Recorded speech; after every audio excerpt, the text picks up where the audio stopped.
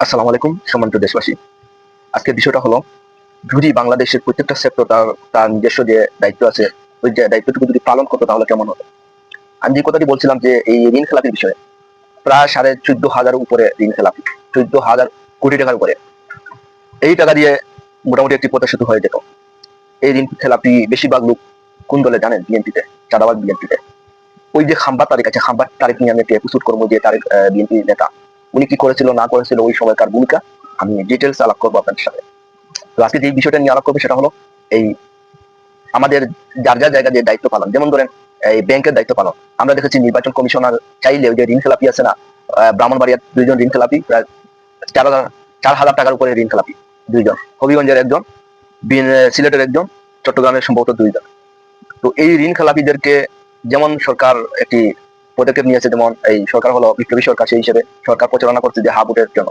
ঠিক তেমনি যদি ব্যাংকগুলো যদি তাদের ঋণ খেলাপির জন্য ওই প্রার্থী যারা ব্যাংকে ডাইভার্ট করে, দেশের আইনকে ডাইভার্ট করে, তারা যেভাবে এই নমিনেশনের বৈধতা, এই বিএনপি যে সন্ত্রাসী ছাত্রদল আছে, নির্বাচন কমিশনের সামনে তারা চাপ দিয়ে বৈধতা আদায় করেছে। ওই চাঁদাবাজ যে গুলাম, আপনার ছবিটা দেখবেন, গুলামের ছবি দিচ্ছি, বিএনপি যে রাকিব আঙ্কেল না, ওই গুলামের ছবি দেখবেন কিভাবে পায়ে নিচে থাকে। তাহলে বিএনপি মানে এই গুলাম বা তারা একটা এলিট শ্রেণী। তাহলে যে কথা বলছিলাম যে এই ব্যাংকগুলো থেকে যদি ওই নির্বাচন যারা যেই যেই আসন থেকে দাঁড়াইছে, যারা ঋণ খেলাপি, ওদের বিরুদ্ধে বড় পোস্টারে লেখা থাকবে যে উনি 3,000 কোটি টাকার ঋণ খেলাপি, জনগণ ওকে ভোট দিবেন না। এইরকম একটা যদি পদক্ষেপ নিতে পারে তাহলে সবচেয়ে বেটার হবে। আর আইন শৃঙ্খলা বা বাংলাদেশ এই বড় বড় যে এই যে কোর্ট আছে, সুপ্রিম কোর্ট, হাই কোর্ট, তারা এই উদ্যোগ নিতে পারে যে উনি কিভাবে আইনের মার পেছে ওনার বৈধতা হাসিল করেছে, উনি ঋণ খেলাপি ছিলেন, কিভাবে বৈধতা হাসিল করেছেন, এই বিষয়ে একটি বড় একটি এই বোর্ডে যদি ওনার একটি প্রচারণা দিতে পারে, যারা যে যেতগুলো আসন আছে, এই যতগুলো সেন্টার আছে, সেন্টারের সামনে।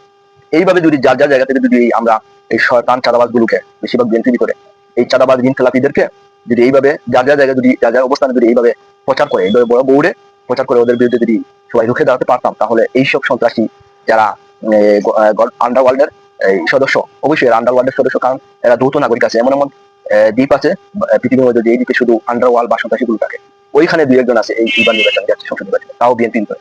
তাহলে বুঝতে পারছেন, আপনাদের এই আমি ছবিগুলো দেখাবো, ওই ছবিগুলো যারাই যেই আসনে আছে তাদেরকে সবাই প্রতিহত করবে, এদেরকে কোনো ভোট দেওয়া যাবে না। এই জনগণের টাকা যারা বিদেশে পাচার করেছে, এই জনগণের যারা টাকাগুলো যারা লুটপাট করেছে, এদেরকে অবশ্যই বয়কট করতে হবে। তো আমার আমার মতামত হলো যে বাংলাদেশ ব্যাংক এই প্রচারটা করবে যেন এরা এদেরকে না বুঝতে পারবে না। সবাই ভালো থাকেন, সুস্থ থাকেন।